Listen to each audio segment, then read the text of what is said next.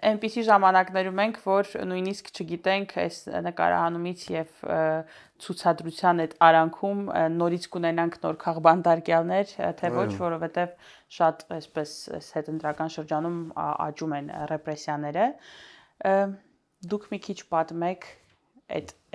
1 տարի, հա, գրեթե 1 տարվա այդ ճանապարհից մենք տեսնում ենք ձեզ դատարանի դահլիճում եւ տեսնում ենք ինչ հոգու ամրությամբ եք պայքարում, որովհետեւ ինչքան էլ հերվից այդ մանրամասները այդ բարդության չերևա, բայց հասկանում ենք, որ այդ շատ բարդ հոգեբանական վիճակ պետք է լինի բոլորիս համար եւ թե ինչպես եք դուք մտնում դատարանի դահլիճ երգելով ինչպես էիք խոսում, ինչպես էիք ուղերձները տեղ հասցնում, այդ հոգու ամրությունը նաև այսպես մեզ էր, հա, ամրացնում ազատության մեջ գտնվողներիս։ Այլ բառերով ասած, ինչպես էր սրբազոնում։ Մեր դիտողներին ասենք, որ սրբազոնը դա այսպես նոր ծագած անուններից մեկն է, որը տվել էին այն խցին, որտեղ նստած էին 3 սրբազաններ եւ արդեն քաղաքային ֆոլկլորի մասեր դարձել են հանգամանքը, որ մարդիկ ԱԱԾ-ի շենքի կողքով անցնելիս խաչակնքվում են այդպեսի կատակ։ Այդքան մեծ կոնցենտրացիա կա 2 տեղ, մեկը ասում են դուրս գալուց են ԱԱԾ դռնից դուրս գալուց են մեջքով էին դուրս գալիս։ Հիմա ինչպես էր սրբազոնում։ Նայեք, նախ կամ զգացումի իմաստով ասեմ, մի քանի բան հարցրեցիք, որ դու կարող ես երկար խոսեմ, ինձ խնդրում կարճ ընդհատեք։ Եկեք սենց անենք, սրբազան հայր, Նարեի հարցի մեջ բաժանենք մասեր։ Առաջինը, ոնց է ձեր օրը անցնում խցում։ Եկեք նախ մինչև օրը անցնելը ասեմ, որ շատ ինձ համար կարծես նախախնամական լիներ, որովհետև այնտեղ գտնվելը, որովհետև այդ նույն ճանապարհը անցել է այն մարդը, Բագրատ arczepiskopos Վարդազարյանը, ով նույն ճանապարհը գրեթե, կյանքի ճանապարհն էլ գրեթե նույն ճանապարհն է եղել, ում անունով ես օծվել եմ որպես հոգևորական։ Խոսքը 1937 թվականին նահատակվել է այն ժամանակ ներքին գործերի հատուկ ժողովրդական կոմիսարիատ։ Այո, ուրեմն Ստալինյան օրերին։ Նահատակվել է այնտեղ եւ ինձ համար այդ նույնականություն կար, որով իր անցած ճանապարհը, իմ անցած ճանապարհը, այն անունը, որ ես կրում եմ եւ ինչպես պատվիրել էր Գարեգին առաջին հոգելույց վեհապարը ձեռնադրության օծման ժամին, կրել այդ անունը պատիվով, որովհետեւ դա մեր նահատակության գերագույն աստիճաններից մեկն էր, որ մեր եկեղեցու ազատությանն էր միտված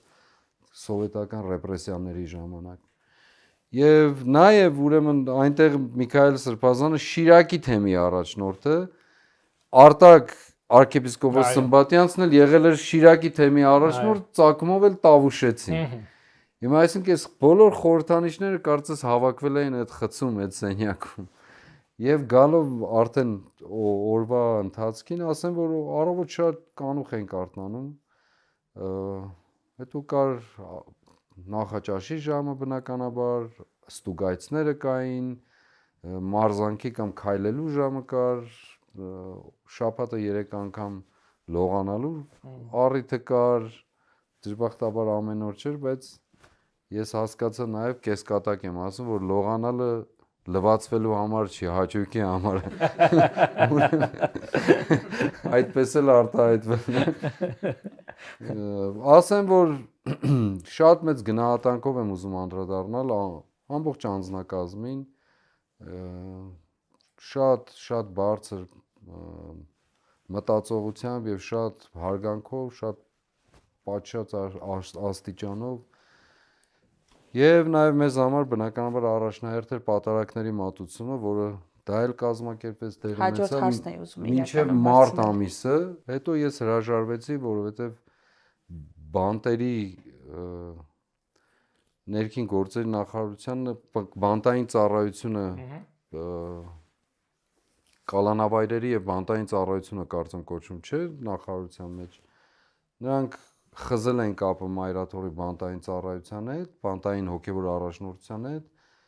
եւ հոգևորական էին բերել, ես հրաժարվեցի պարզապես նրա համար, որ ես վարձկանների հետ ճանապարհ չեմ կարող գնալ։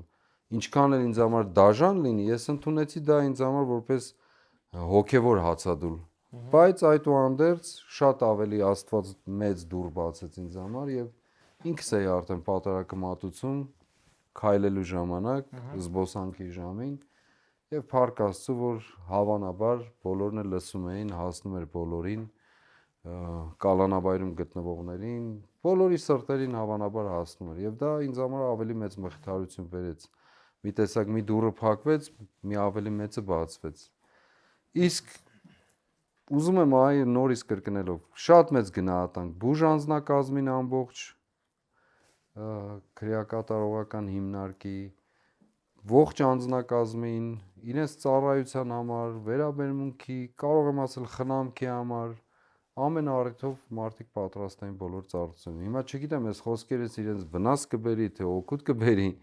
այդուհանդերձ սա իրականություն է, որ չեմ կարող թաքցնել։ Թույլ չտվեցին հետ գնալ դատարանից, ուզում էի գոնե առիթ ունենալ վերադառնալ, գոնե մնալ, մյուս օրը դուրս գալ, իրենց էլ առիթ ունենալու գնահատանքս հայտնելու։ Բայց թույլ չտվեցին դժբախտաբար։